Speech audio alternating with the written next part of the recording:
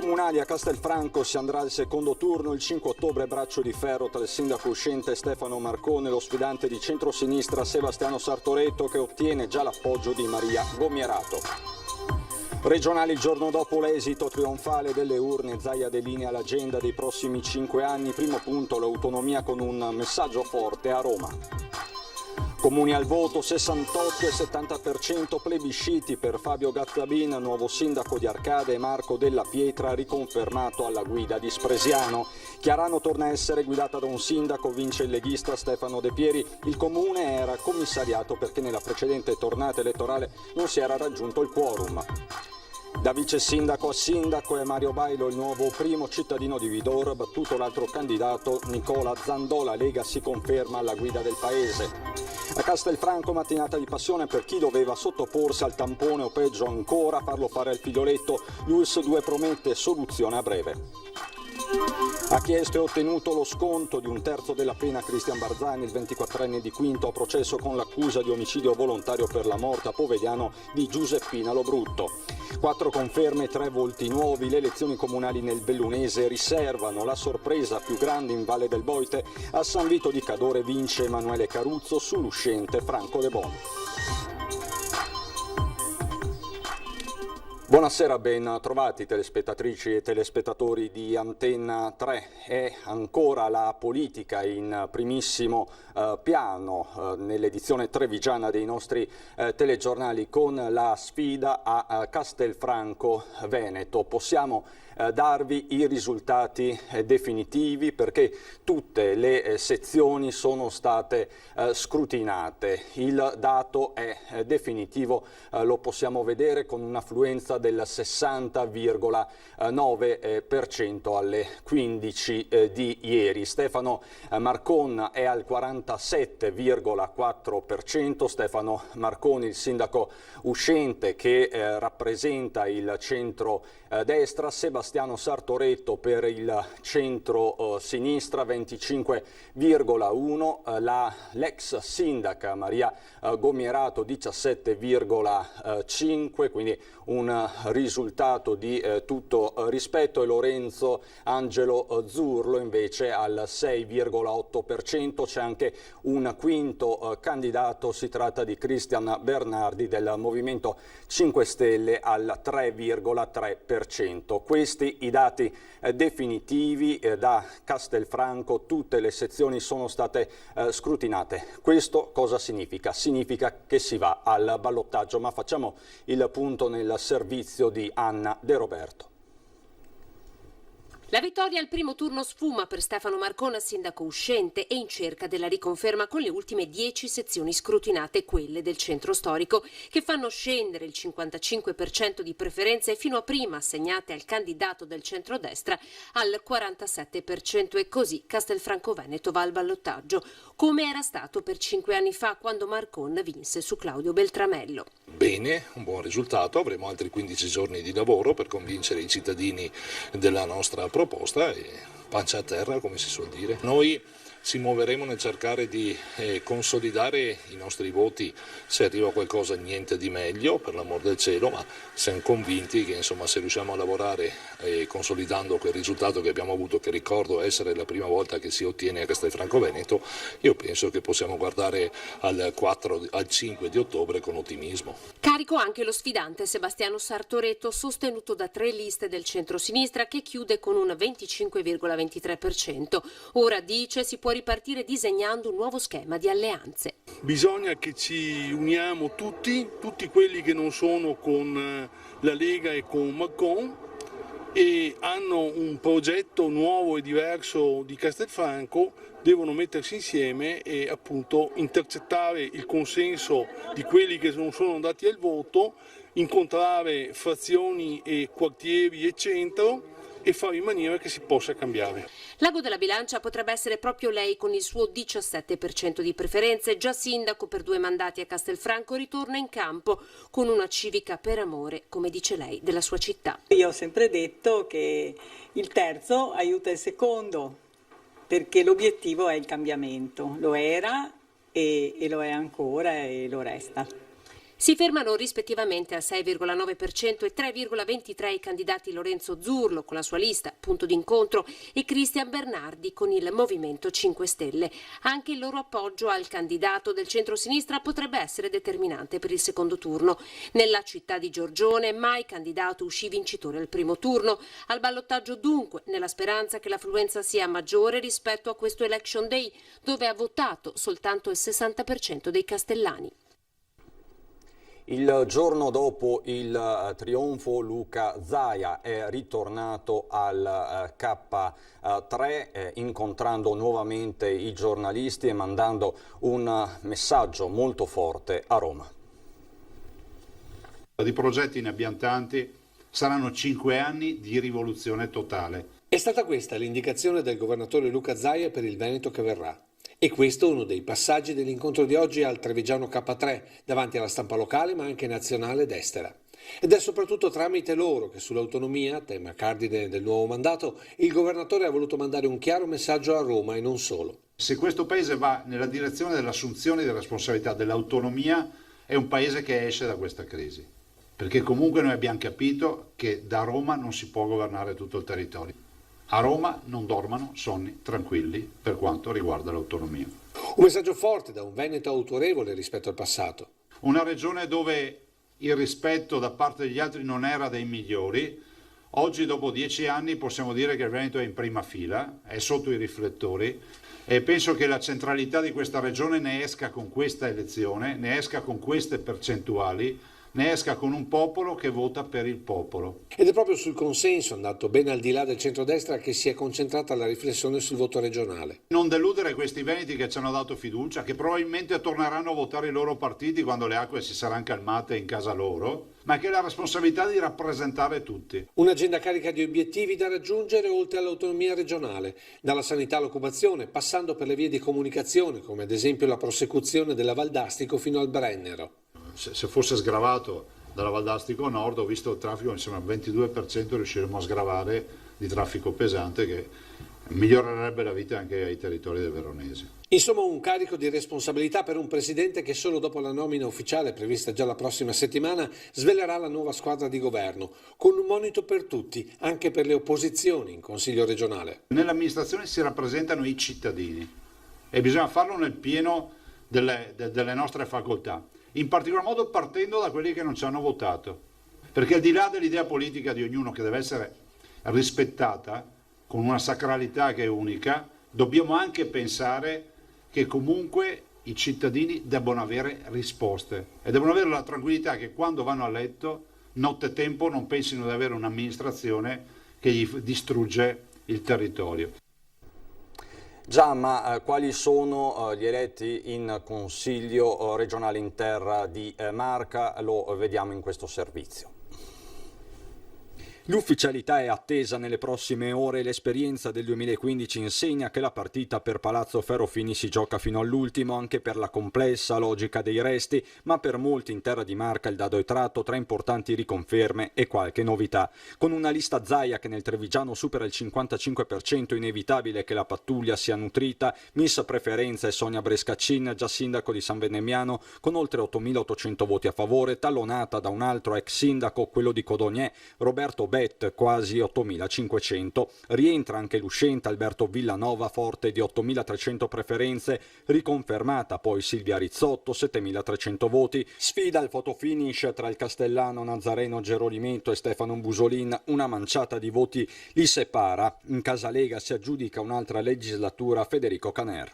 È una grande soddisfazione, un ottimo risultato, anche perché effettivamente in lista Lega era un po' difficile questa volta recuperare preferenze ed è bello essere tra i più riconosciuti sia a livello provinciale ma anche e soprattutto in città, che è la mia città. Nonostante il record della lista Zaia, la Lega riesce a portare a casa anche un altro consigliere, il sindaco di Montebelluna Marzio Favero, oltre 3.300 preferenze. E arriva sempre dal mondo dei comuni l'altra new entry, il 29enne Tommaso Razzolini, Fratelli d'Italia, oltre 4.000 voti con il record di Valdobbiadene, dove è vice sindaco ed è riuscito nel sorpasso alla lista Zaia. È una bella soddisfazione, al di là di aver superato altre liste, è la soddisfazione che ti danno i concittadini nel confermarti e nel porti questa fiducia. Continua invece a rappresentare il centro-sinistra di Marca Andrea Zanoni, capolista Dem, con circa 6.500 preferenze. I suoi cavalli di battaglia restano sanità e ambiente. Ecco che noi vogliamo lavorare per una sanità che funziona e per la salute dei nostri cittadini, ma per farlo non ci dobbiamo occupare solo del Covid, ma ci dobbiamo occupare dell'ambiente, perché un ambiente salubre è significativo di una maggior qualità della vita e naturalmente di una vita più sana e salubre.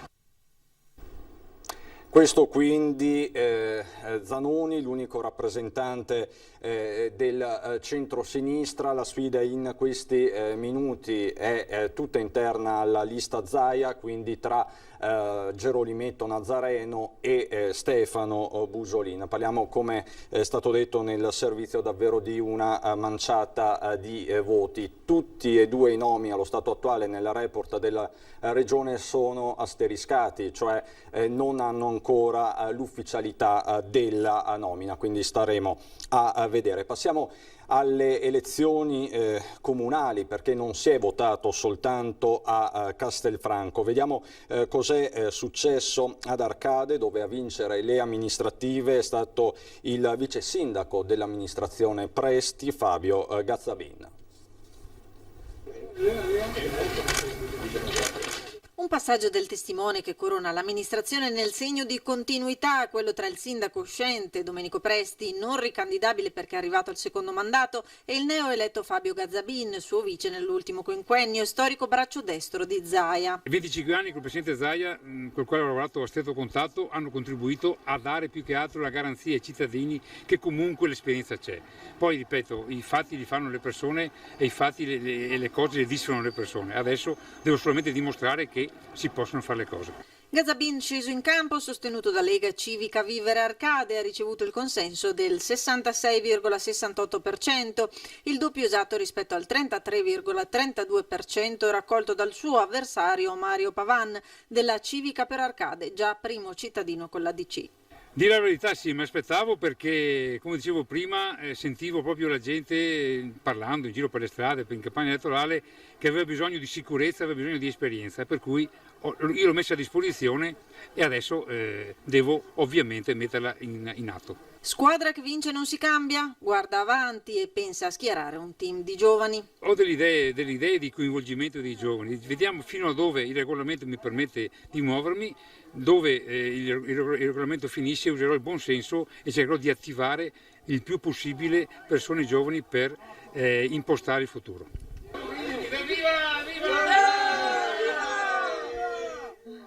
Un brindisi, la festa ufficiale sarà nel weekend e poi già a lavoro con le prime mosse da mettere in campo. Ma la prima in assoluto è portare, come dicevo in campagna elettorale, portare il comune green, quindi cambiare tutta l'illuminazione pubblica a LED, un investimento di circa 300.000 euro, che permetterà di ovviamente abbassare la bolletta del comune, ma specialmente di avere meno inquinamento luminoso e dare un respiro, diciamo, a questa città.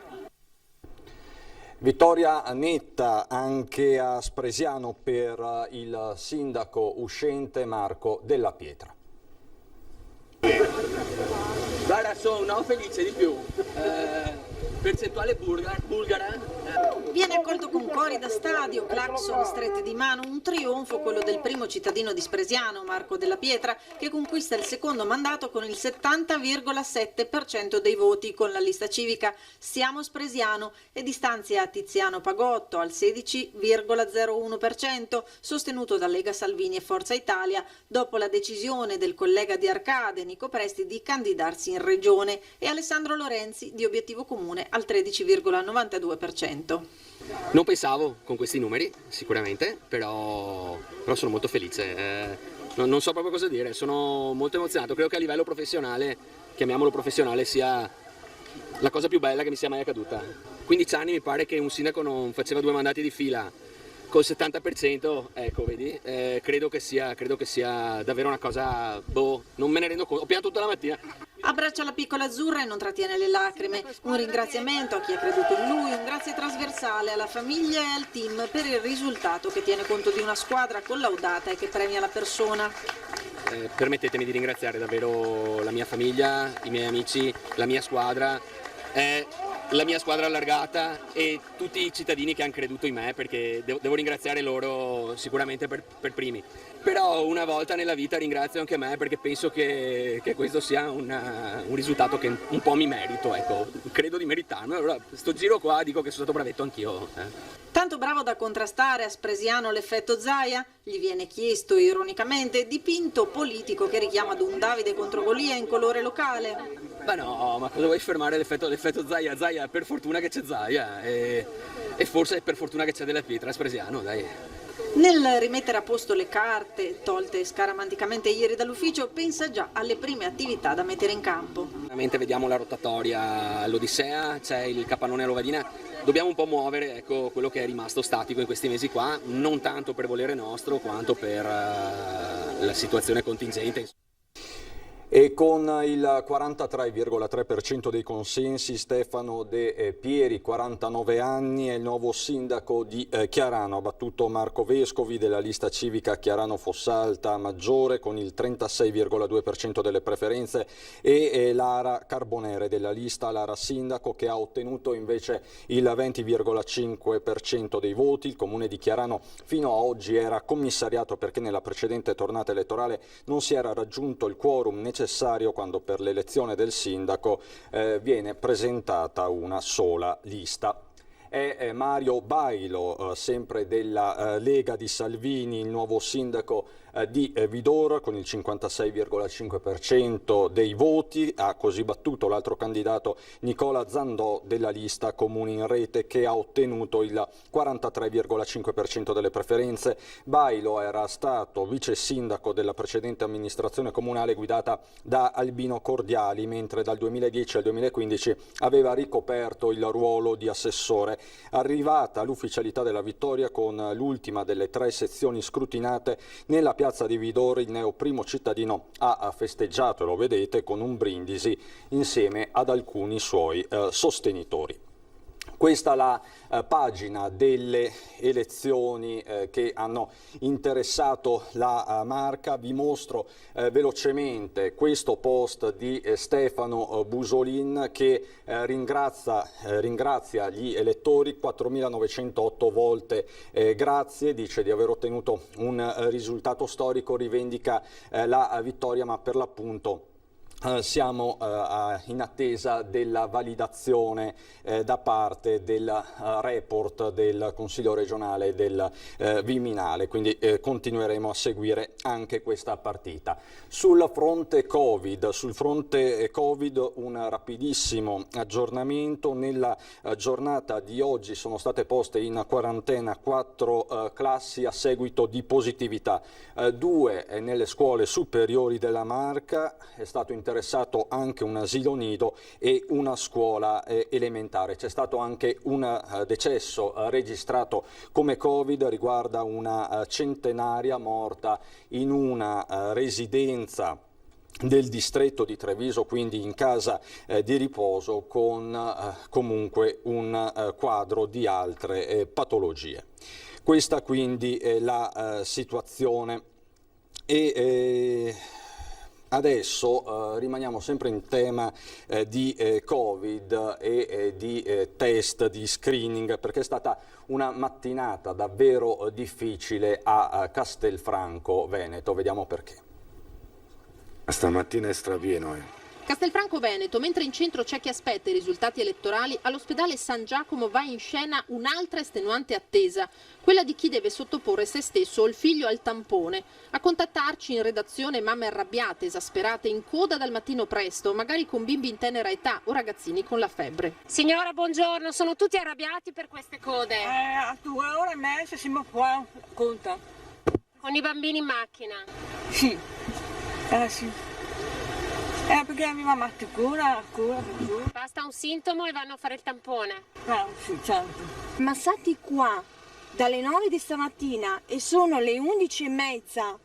Cioè no, questo non è un sistema di dire facciamo prevenzione per il Covid. Questo è un sistema per far arrabbiare i genitori. È il primo sintomo, ti imbottisco e vai a scuola. Chiediamo un po' più di organizzazione, fatte a Castelfranco, fatte anche a Montebelluna, cioè bambini in macchina 3 ore e poi sono scesa, ci siamo presi anche le parole perché non dovevamo scendere dalla macchina. Volevamo un po' capire la situazione, ma adesso vanno tutti a piedi? Sì, piccole gruppette le accompagniamo a piedi per il tampone.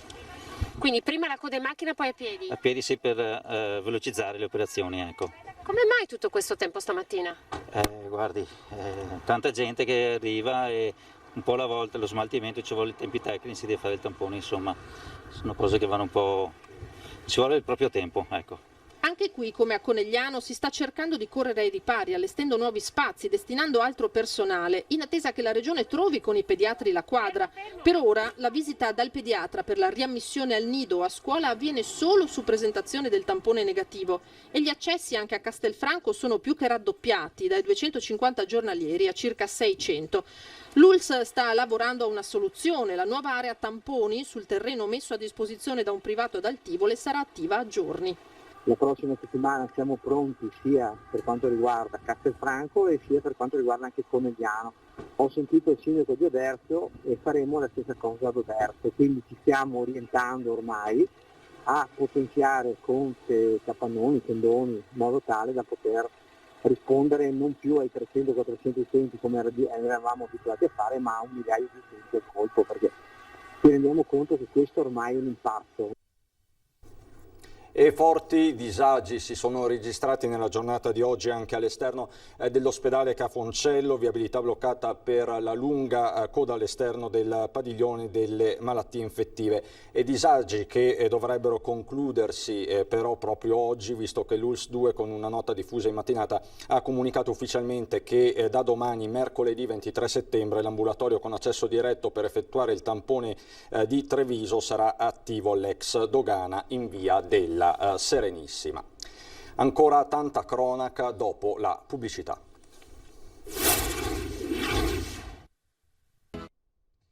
Di nuovo in studio con la cronaca che ci porta a Conegliano, dove alle 15 di oggi pomeriggio c'è stata un'aggressione. Una ragazza classe 1989 è stata picchiata di fronte alla stazione dei treni di Conegliano.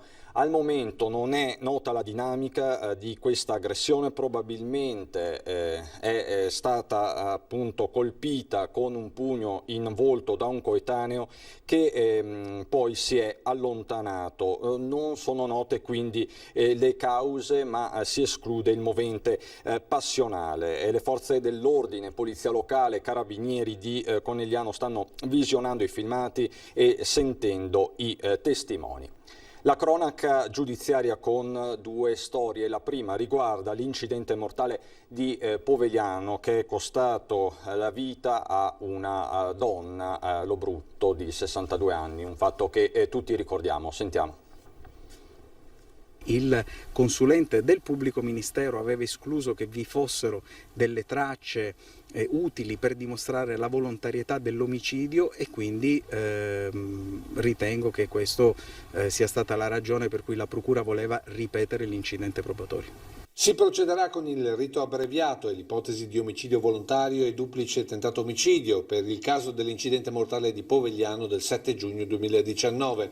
A perdere la vita la 62enne Giuseppina Lobrutto nell'impatto tra l'auto condotta dal marito con l'Alfa condotta dal 22enne Christian Barzan lungo la provinciale da Villorba verso Povegliano. L'impatto, stando alla testimonianza della fidanzata del giovane, sarebbe avvenuto volutamente al termine di una lite in macchina tra i due. Secondo il perito nominato dalla procura, invece, pur trattandosi di guida avventata e a velocità superiore del consentito, non si può accertare la volontarietà dell'accaduto. Perizia che in sede di udienza preliminare l'accusa aveva chiesto di ripetere. Ho chiesto che venisse rigettata questa richiesta perché già nella fase delle indagini preliminari vi fu un accertamento tecnico irripetibile che ha la stessa valenza di un incidente probatorio per la ricostruzione della dinamica e il giudice ha ritenuto che la nostra tesi fosse corretta, quindi ha rigettato quella richiesta. Decisioni destinate ad avere un peso determinante in vista della prossima udienza fissata per il 19 gennaio 2021.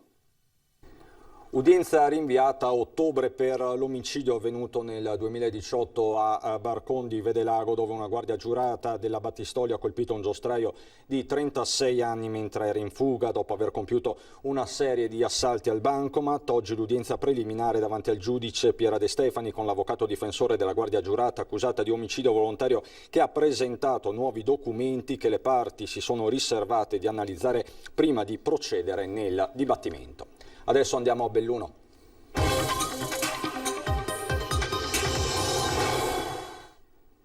Inevitabile partire dalle elezioni anche a Belluno con l'exploit dell'assessore uscente bellunese Giampaolo Bottacin, che ha superato le 9.000 preferenze. Premiata anche l'amministrazione di Luca Zaia e la stessa figura del governatore. A loro si rivolge il presidente della provincia Roberto Padrina, che incalza subito, ora avanti con l'autonomia legislativa anche per il bellunese.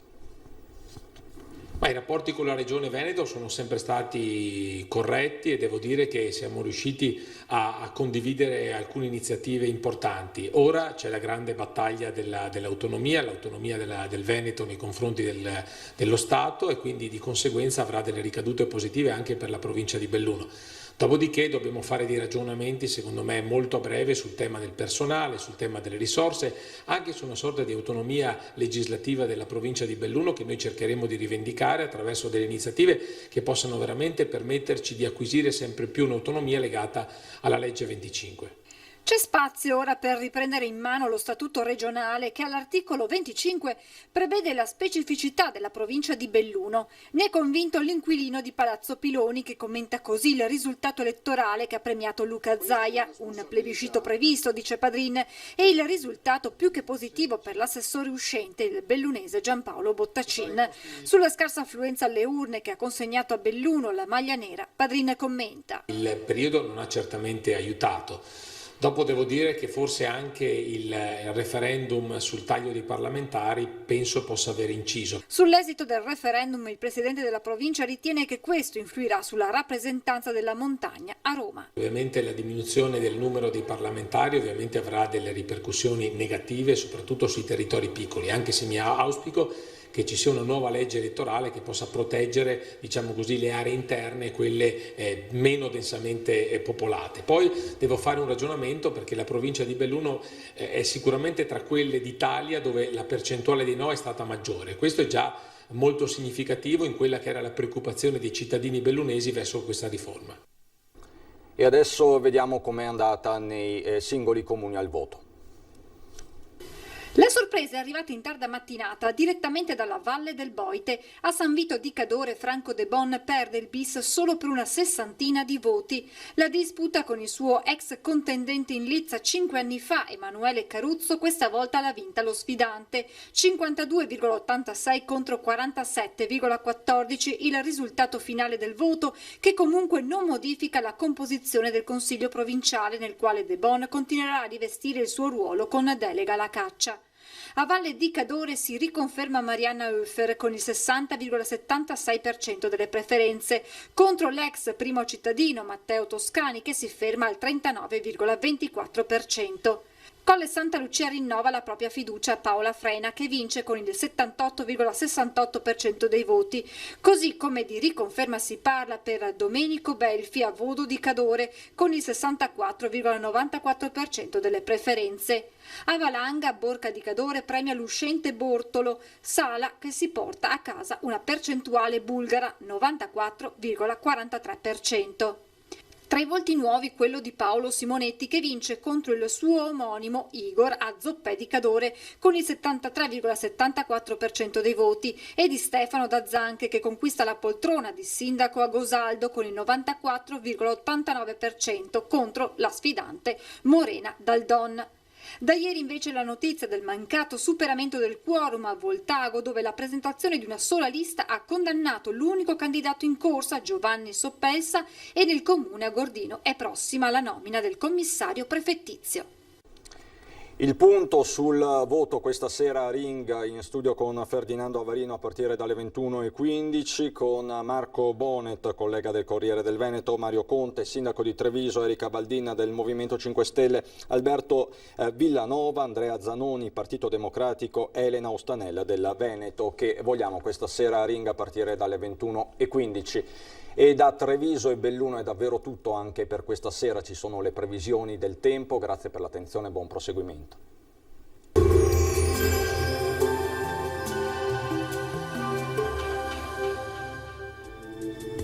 Bentrovati al meteo.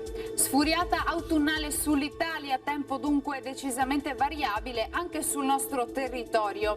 Il dettaglio di mercoledì 23 settembre. Sul Veneto condizioni spiccatamente instabili, con cielo in prevalenza nuvoloso ma anche con qualche fase di schiarita, specie in montagna.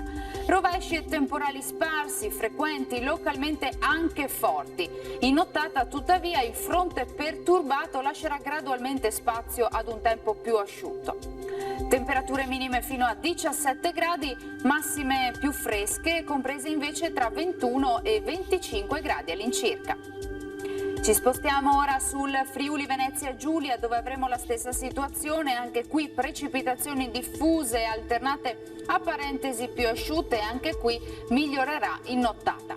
Temperature minime tra 13 e 17 gradi, valori massimi oscillanti invece tra i 21 e i 23 gradi.